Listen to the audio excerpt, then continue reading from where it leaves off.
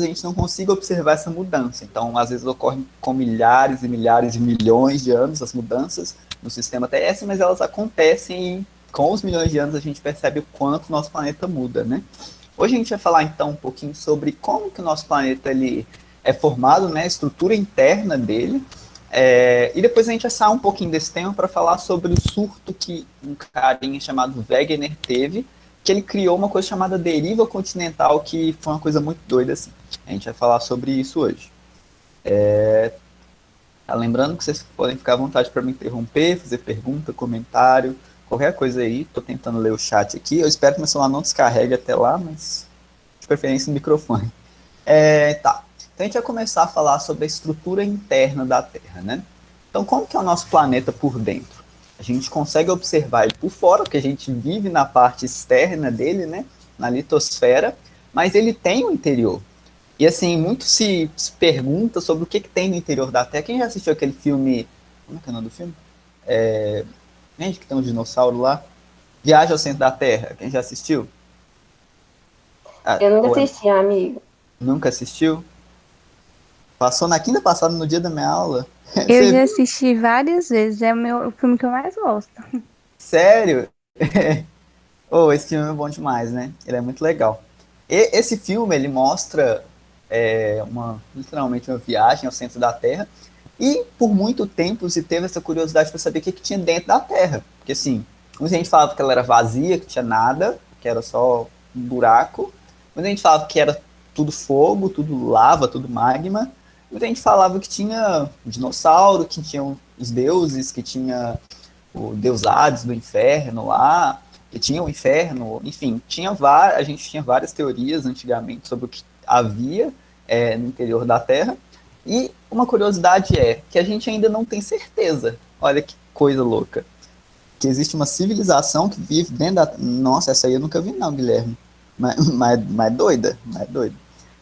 E a gente ainda não sabe, a gente não tem certeza sobre o que tem embaixo da Terra. A gente tem quase certeza, mas ainda a gente não viu, né?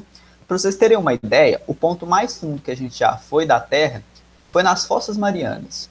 E seria mais ou menos a gente alcançar isso aqui, ó, de distância. A gente chegou até aqui, ó, o máximo que a gente já conseguiu ir, que as nossas máquinas conseguiram ir. Então imagina o tanto de coisa que não tem para baixo.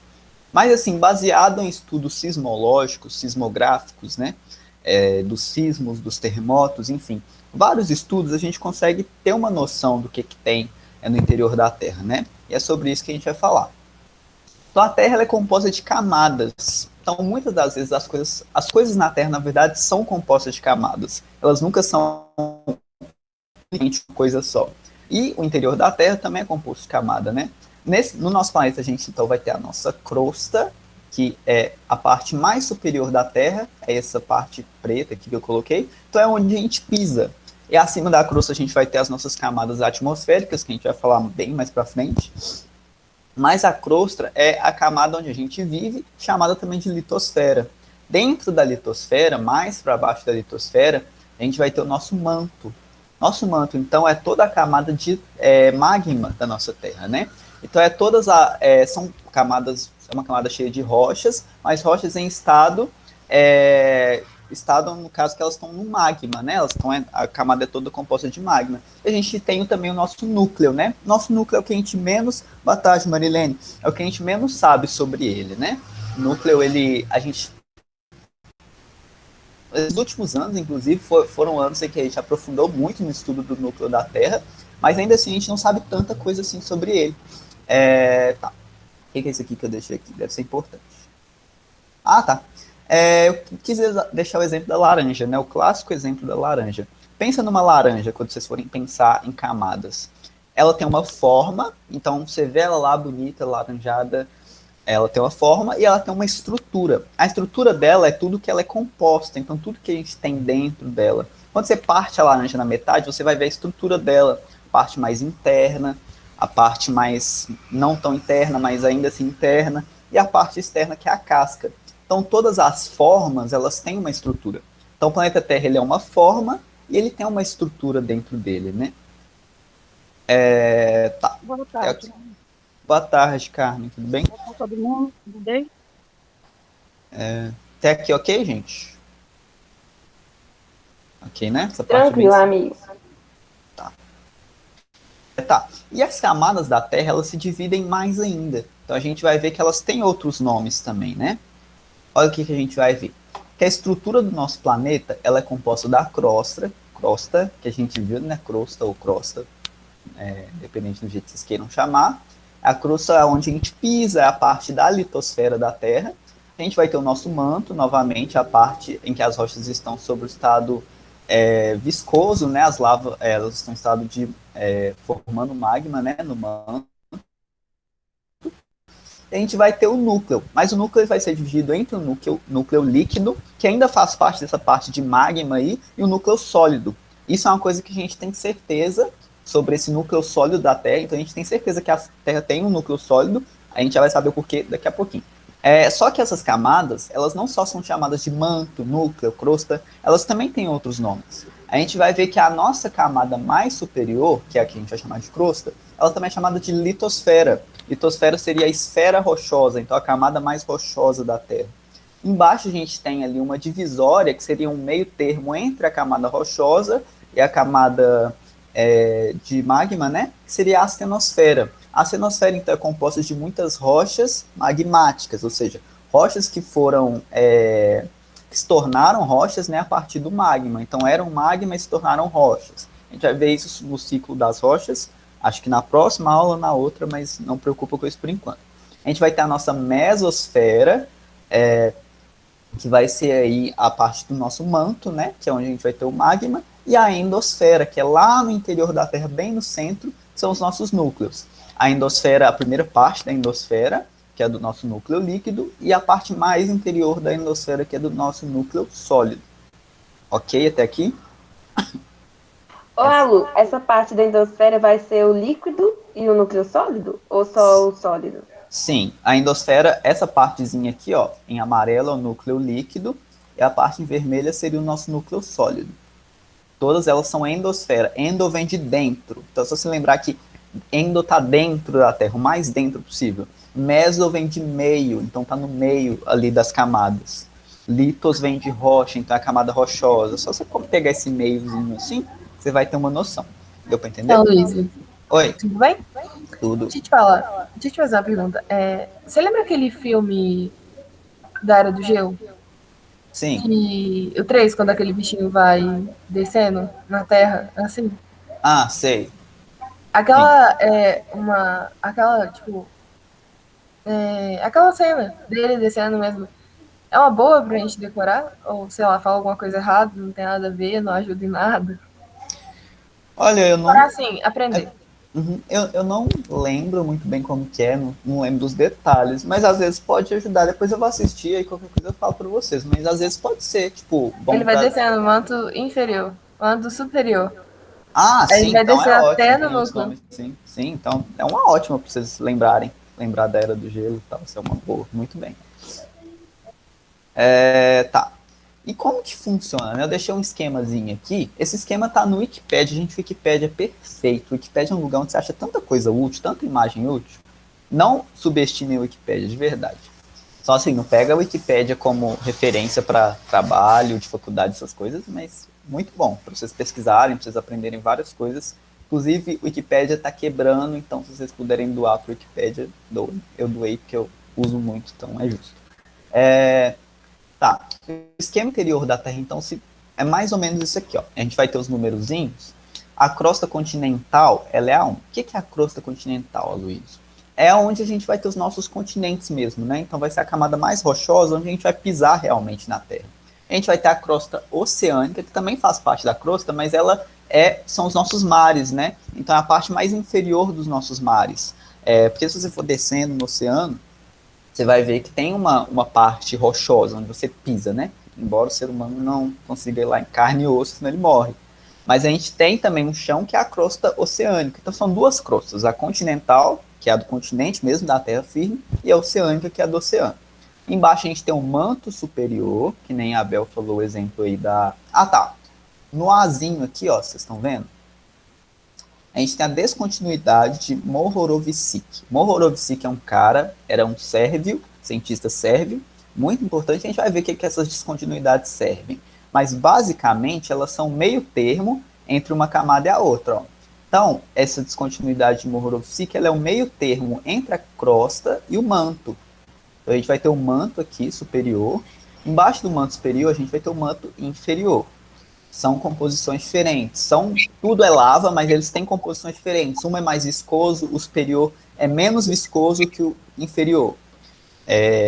Dentro, mais ainda no núcleo, mais a fundo na Terra, a gente vai ter o núcleo externo, que é aquele núcleo líquido, e o núcleo interno, que vai ser o núcleo sólido. Okay? Oi? São 2 de cada? Se são 2 de cada? São 2 de cada. Basicamente, a gente tem 2 crostas, né, que é a continental e a oceânica, 2 mantos, um superior e inferior, e 2 núcleos, certinho. São 2 de cada. Tá. E o que são essas descontinuidades, né? Eu quis deixar essa fórmula aqui só para vocês acharem que vocês têm que fazer conta, mas não tem que fazer conta não, relaxa. As descontinuidades, a gente vai falar muito na próxima aula sobre sismologia, então os estudos dos sismos, dos terremotos, dos tsunamis, que eu particularmente acho muito legal. As descontinuidades, que é aquelas essas coisinhas aqui que eu coloquei, que são esses meio termos, elas vão indicar, né, são meio que fronteiras, não sei se vocês lembram o que significa uma fronteira, mas é que divide algo, né, elas dividem as camadas internas da Terra, então elas vão ser ali o meio termo entre 2 camadas. Essas fronteiras, elas vão permitir dizer pra gente a constituição física e química das camadas terrestres. Como que eu vou saber a constituição química e física da camada terrestre se eu não vou lá? E como que a descontinuidade vai me ajudar? A gente vai fazer isso através de ondas, então da análise de ondas sismológicas e do cálculo da velocidade dessas ondas. Por exemplo, a gente tem 2 ondas, as ondas P, a gente vai ver isso na próxima aula, que são as ondas primárias, e as ondas S, que são as ondas secundárias. As ondas primárias, elas trabalham da seguinte forma, olha. A gente, por exemplo, quando a gente vai ter um terremoto, a gente tem um hipocentro, que é onde o terremoto a gente vai estudar isso em placas tectônicas, mas é onde ele é feito, né, vamos colocar assim, onde a gente tem um choque de 2 placas, e a gente vai ter os epicentros, onde eles vão ser, onde esse tremor vai ser sentido, né, e a velocidade em que a gente sai do hipocentro para o epicentro vai definir qual que é a estrutura física dessas camadas. Por quê? Quanto tempo demorou para passar da camada cheia de magma para até a crosta? Isso vai permitir dizer para a gente o quão difícil é passar uma onda por determinada camada, né? Isso a gente vai chamar de... Eu esqueci o nome, mas é basicamente coeficiente de mudança, né? Então, alguma camada ela é mais firme, então é mais difícil a onda passar por ela, então demora mais. Então você vai ter uma onda S, uma onda secundária, que vai chegar em segundo lugar, né? Outra camada pode não ser tão resistente, então a onda vai chegar mais rápido. É basicamente isso que a gente entende as descontinuidades. Essas descontinuidades, então, vão definir quanto tempo as ondas demoram para chegar numa crosta, e quanto tempo elas vão demorar para passar por essas descontinuidades, né? Uma vez que elas são um meio termo. Tudo bem até aqui? Essa parte é meio louca mesmo, mas tá tudo bem? Isso aqui é um sismógrafo. Muito legal. Depois eu vou mostrar para vocês como que funciona melhor. Mas tá de boas? Ou tá confuso? Tá tranquilo. Tranquilo? Tá, gente, não fique com dúvidas, tá? Que coisa é só falar. E agora a gente vai mudar um pouquinho o tema, mas sem mudar o tema, a gente vai começar a falar sobre a deriva continental. O que foi a deriva continental, né? É uma teoria que dizia pra gente que o planeta ele era composto de vários grandes blocos de rocha. Então ele era sempre composto de vários continentes que estavam agarrados uns nos outros, né? Mas de onde que surgiu essa teoria? Como que inventaram isso? Como que descobriram isso? Essa aqui é uma ilustração do ano de 1858, de Antônio Pellegrini. Esse cara, muita gente esquece dele, mas ele foi um dos primeiros assim, que questionou que talvez os continentes eles se encaixavam, então ele via que tinha um encaixe, ele começou a pensar assim, uai, e se? Então ele fez uma ilustração onde ele encaixava 2 continentes, né? E ele foi assim o primeiro, ninguém nunca tinha pensado nisso antes, Algumas pessoas tinham pensado assim meio vagamente, mas ele foi o único que deu a cara a tapa para afirmar isso, ou pensar isso realmente, né? Mas a gente vai contar a história de outra pessoa, que vocês vão ver quem que é. Então o povo começou a perceber uma coisa, que isso, a gente tá tremendo a terra, o que tá rolando? Os terremotos, eles são muito antigos, óbvio, né? A gente conhece a existência dos terremotos, dos tremores de terra há muito tempo, mas eles começaram a se questionar, uai, por que os terremotos acontecem? Por que a terra treme? Não faz sentido isso. Então eles começaram a se questionar isso lá em 1920, que aí começou a surgir teorias sobre, né? Os terremotos, então, eles são os indicativos mais evidentes da movimentação da superfície terrestre. Então, o que a gente mais pode ver é que a superfície se move, né? É a prova que a gente vê que a superfície da Terra está em movimento, né? E por muito tempo esses tremores ficaram sem explicação, e os gregos associavam esses tremores com a fúria de Poseidon, que é o deus grego dos mares. Eles falavam que quando Poseidon estava bravo com Zeus, estava bravo com os outros deuses, aconteciam os terremotos em determinado lugar, que é onde esses deuses estariam travando uma batalha, né? Então eles tentavam associar com a mitologia o que eles não conseguiam explicar na época. Só que aí surgiu muito tempo depois um cara que muita gente chamou de louco, né? Falaram que era a loucura de Alfred Wegener, que foi um geofísico alemão, que é esse carinha aqui. Ele era meteorologista, então ele trabalhava com clima, enfim. Ele não trabalhava diretamente com a geologia, então não tinha muito sentido, né? Ele trabalhar com esses... Eu esqueci de trazer minha água, então deixa quieto. Não fazia muito sentido ele trabalhar com essas coisas, né? Mas o pessoal achava. Então ele era um meteorologista e ele encontrou evidências muito interessantes, muito diferentes, quando ele estudava na universidade. Então ele estava estudando uma coisa aleatória e ele achou uns papéis que mostravam algumas evidências de que antes a gente tinha os continentes todos agarrados, abraçados, grudados, formando um só continente. Então ele começou a ficar meio doido com isso, começou a pegar várias fontes, inclusive uma daquelas ilustrações, aquela ilustração, na verdade, que eu mostrei para vocês, tá num dos livros dele, que foi uma das coisas que ele viu, né, que ele pensou assim, uai, gente, como assim? Realmente se encaixa. Então ele começou a ver que essas evidências apontavam para o possível encaixe dos continentes. Então ele via que os continentes se encaixavam, eles faziam que nem um quebra-cabeça. E ele pegou 3 argumentos, 4 no caso, eu coloquei 3 aqui, não sei porquê, 4 argumentos paleogeográficos, então do passado da Terra, argumentos morfológicos, da forma, paleoclimáticos, paleontológicos e geológicos. E a partir desses 4 argumentos que ele apresentou, ele tentou provar que a Terra era um só continente há muito tempo atrás, né? Isso é uma fotinha dele em 1935. Isso foi 5 anos antes dele morrer.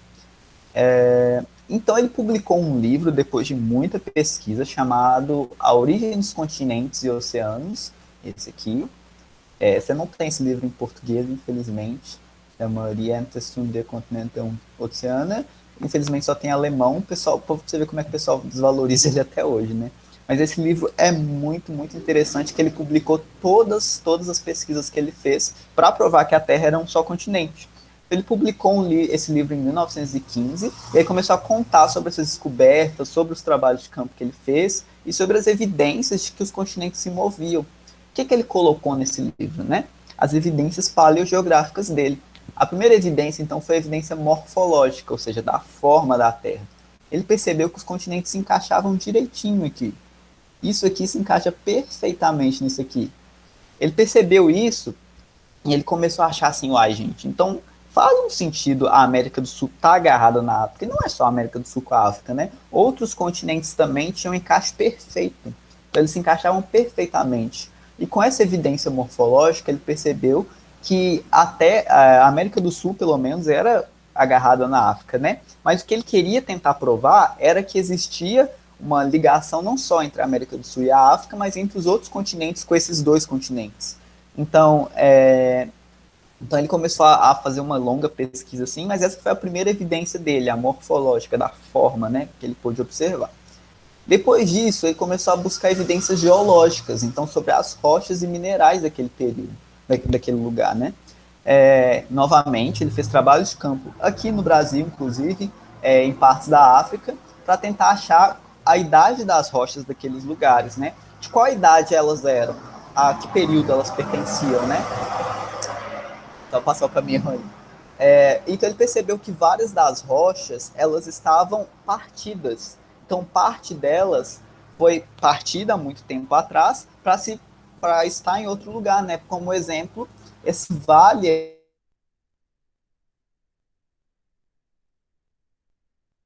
Vocês estão vendo que essa rocha ela tá meio como se tivesse partida, uma outra parte dela tá em outro lugar. É o que aconteceu para ele tentar ver que houve um descolamento dessas rochas, né? Mas não só isso, ele percebeu que as rochas que existiam aqui na América do Sul eram iguaizinhas às rochas que existiam lá na África. Então a gente tinha granitos aqui na América do Sul, idênticos aos granitos da África. Rochas do período Eocênico e Cretáceo, em áreas muito iguais, mas do outro lado do continente, né? Ele começou a pegar essas evidências geológicas de rochas de mesma constituição mineral do mesmo período para tentar provar que a Terra antes estava grudada, né? A América do Sul estava junto com a África. Depois ele buscou evidências paleoclimáticas. Então ele já era meteorologista, né? Então ele tentou buscar evidências no clima de que essas terras possivelmente estavam em outra posição. Isso ele conseguiu fortificar ainda mais a sua teoria, porque ele não pegou evidências só da África e da América. Ele pegou evidências também da Ásia. Então ele encontrou alguns achados de sedimentos. Sedimentos são restos de materiais rochosos. A gente vai estudar isso ainda. Então ele achou restos de materiais rochosos que foram transportados por vento, enfim, água, gelo também, na Índia e na África do Sul. Então, Índia e África do Sul que estão ali numa região mais no centro da Terra, que são regiões mais quentes, mas ele achou restos de materiais sedimentos, mas esses sedimentos eram glaciais, ou seja, sedimentos congelados, então restos de rochas congeladas. Esse tipo de sedimento a gente só acha nos polos, então na Antártida, lá nos países do Polo Norte, mas a gente não acha em regiões equatoriais, regiões ali do centro, do meio da Terra, né?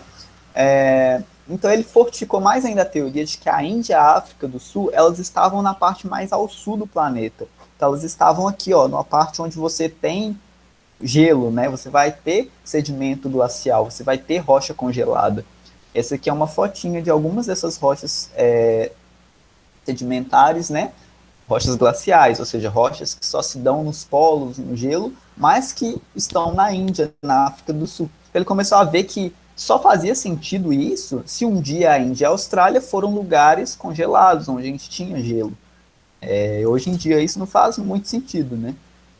Até aqui tá tudo bem? Tá tranquilo? Ou não? Boas. Tá. Depois ele buscou evidências paleontológicas, aí que ele foi muito criticado, porque muita gente falava que ele não tinha experiência para falar sobre biologia ou sobre evidências fósseis.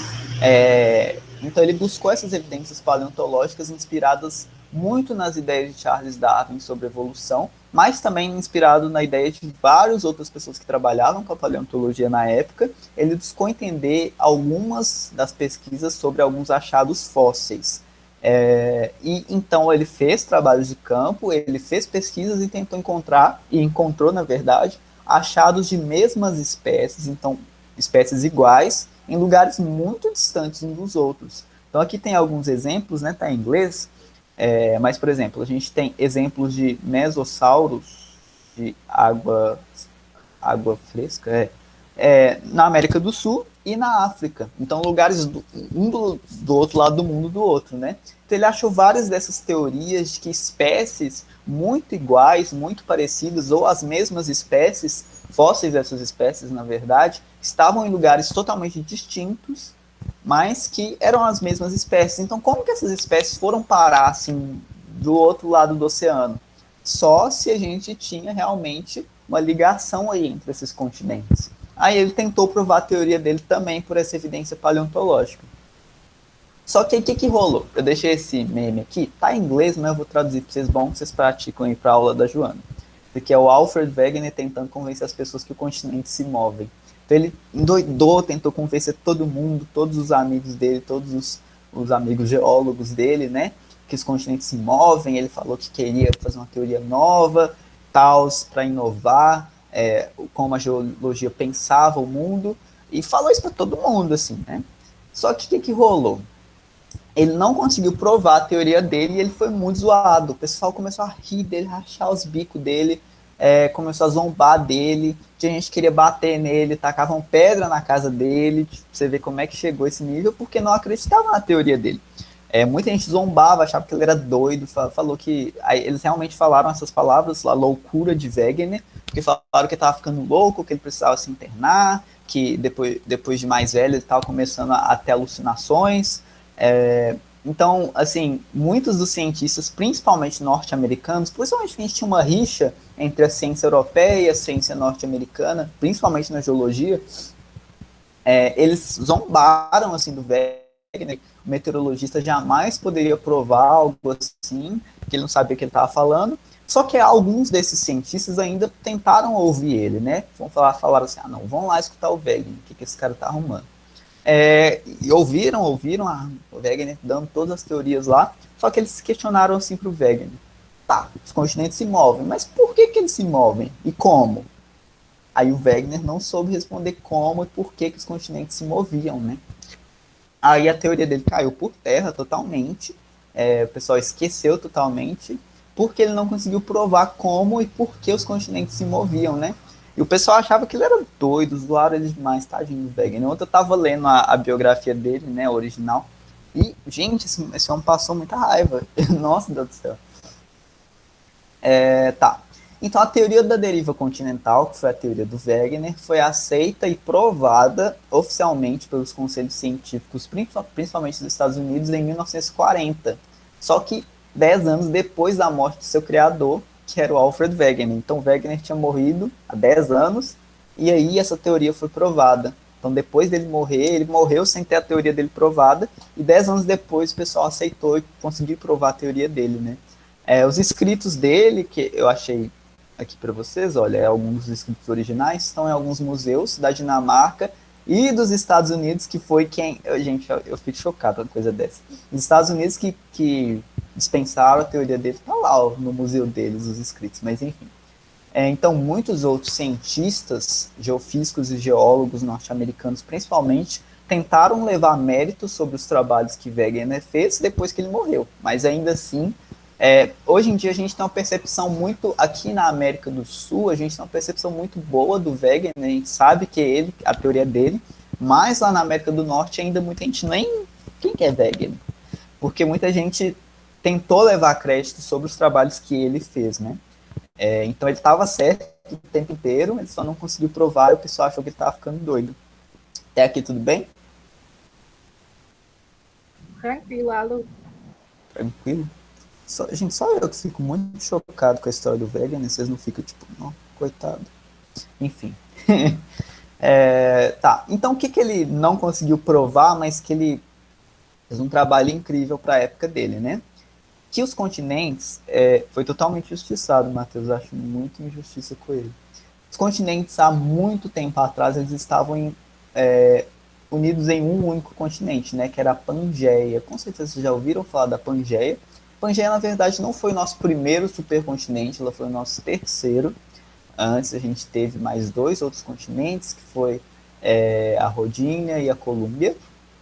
Mas a Pangeia, então, ela se separou, ela há 225 milhões de anos, era assim que a Terra se parecia, e ela foi se separando. Então, depois, há 135 milhões de anos, a gente tinha 2 continentes, a Laurásia e a Gondwana, que eram 2 partes da Pangeia, né? Depois, 65 milhões de anos atrás, a gente já teve mais ou menos as configurações que a gente tem hoje. A África está quase do jeitinho que ela é, a América do Sul se movendo para cá, a América do Norte para cá, desgarrando da Europa, né? Enfim, elas estavam quase na configuração que a gente tem hoje. A Índia indo formar os Himalaias, né? E hoje em dia a gente tem essa configuração, mas a gente já descobriu que não foi sempre assim, e não vai ser sempre assim, né? Daqui a um tempo a gente vai ter outras configurações ainda nos nossos continentes, como por exemplo, essa parte aqui da África vai se separar, vai demorar muito ainda. Não sei se vocês viram nas notícias que passou, acho que foi no G1, não sei, que umas tribos, né, que viviam em alguns lugares aqui, no Quênia principalmente, a casa delas partiram no meio assim, porque abriu um buracaço lá na casa delas por causa dessa placa que está se separando. Claro que isso vai demorar milhões de anos, mas esses efeitos já são sentidos hoje em dia. Olha que coisa louca. Então, assim, isso aqui tende a mudar totalmente. A América do Sul vai mais para o sul, a América do Norte mais para o norte. Então, assim, vai mudar bastante. Então, ele conseguiu, ele estava certo, ele só não conseguiu provar isso, né? Alguém está com o microfone ligado? Quer falar? Sou eu, Luiz. É porque em 2016 os cientistas falaram de um buraco que achou parecendo um cânion na Antártida. Você tem algum conhecimento disso? Sim. Que parecia que ele era maior do que o Grand Canyon. Na época foi falado isso, um estudo, né? Eles aprofundando o solo assim. Então quer dizer que se lá tem um cânion assim, não foi totalmente gelado durante anos anteriores, né? Exatamente. Sim, eu cheguei a ver sobre. A Antártica ela é um lugar, assim, inclusive, tem um segredo chegando para vocês aí, mas a gente vai ter uma aula só sobre a Antártica. Eu vou fazer uma matéria, uma disciplina de outra faculdade sobre ciência polar, e eu vou ter que aplicar isso em algum lugar, e eu pensei em dar aula para vocês sobre isso, mas é mais para frente. Mas a Antártica, realmente, eu vi sobre isso, ela é um lugar que, assim, ainda falta pesquisas, e ela é um lugar que totalmente prova, assim, que houve a separação dos continentes. Por exemplo, uma pesquisa do meu ex-orientador, que ele é pesquisador na Antártida, né? Ele e o orientando dele, eles foram lá para a Antártida e eles acharam solos ferruginosos, que são solos que a gente acha aqui em Minas Gerais. Então, olha que loucura. Solos lá na Antártida, que são, assim, totalmente diferentes, que não são de ambientes totalmente gelados, que existem aqui em Minas Gerais, né? Existem lá na Antártida também, na Antártida, como vocês quiserem chamar. Então, olha para você ver como é que a Antártida é um ótimo lugar para provar isso. E essa separação, esse buraco, esse cânion na Antártica, o Marilene, ele é um exemplo ótimo de que isso pode ser provado, né? Mas realmente. Deixei isso aqui para vocês lembrarem, sempre lembrem, o que é Pangeia? Pangeia era quando os continentes dormiam de conchinha. Aí vocês nunca mais vão esquecer, olha só. Quando eles dormiam de conchinha. Tá. Wegener estava certo, então, os continentes se movem, mas ainda assim a gente não sabe o porquê. A gente não faz ideia o porquê que se move, né? E a gente só vai saber na próxima aula porque que eles se movem. Está muito romântico, às vezes. Oi? Está muito romântico. Eu tô romântico? Dormir de conchinha. Tô nada, mãe, tô nada. É a Pangeia que dorme de conchinha. Os continentes que dormem de conchinha, a Pangeia. Tá, então o Wegener estava certo, os continentes se movem, mas a gente ainda não sabe por quê, a gente só vai saber na próxima aula. E é isso, gente. Ou talvez vocês já sabem, né? Mas eu vou deixar o suspense aqui para vocês não faltarem à próxima aula. Eu acabei no horário certinho, gente. E é isso a nossa aula de hoje. A gente viu um pouquinho da teoria de Wegener, sobre o que ele falou pra gente aí, e o quanto que ele é importante, que ele não foi valorizado. Queria saber o que vocês acharam, se vocês tiveram dúvidas, como é que tá aí a situação, se foi uma loucura. Eu que agradeço, gente. Eu deixei lá no Classroom o slide, mais tarde eu vou deixar ela gravada. Eu não deixei lista, né, porque eu passo lista só de 2 em 2 semanas, mas eu deixei uma atividade interessante para vocês lá, se vocês olharam o que é interessante. Mas não é obrigatória, não. Próxima aula a gente vai descobrir, então, por que os continentes se movem, por que rolou isso tudo aí. A gente vai falar sobre terremoto, tsunami, vulcão, que eu sei que vocês gostam dessas tretas, sim. Eu também adoro. Amei saber que no final os loucos sempre estão certos. Exato, Guilherme. No final das contas dá certo, o povo zoando ele lá. E ainda tentaram roubar o trabalho dele. Olha só que injustiça, velho. Sério. Eu quero ser que nem o Wegener quando eu crescer. Não quero ser injustiçado, mas eu quero ser que nem ele. Mas enfim, gente, é isso. Aí tem vou falar sobre o que é atividadezinha, 2 ideias já, né? É só para vocês julgarem o Wegener, vocês vão ser os juízes do Wegener, mas é optativa, não é obrigado a fazer. E é para ser bem criativo nessa atividade, então eu quero muito que vocês façam, mesmo não sendo obrigatório. Mas enfim, gente, até mais, boa aula de sociologia, eu acho, né? Para vocês. Obrigada, Luiz.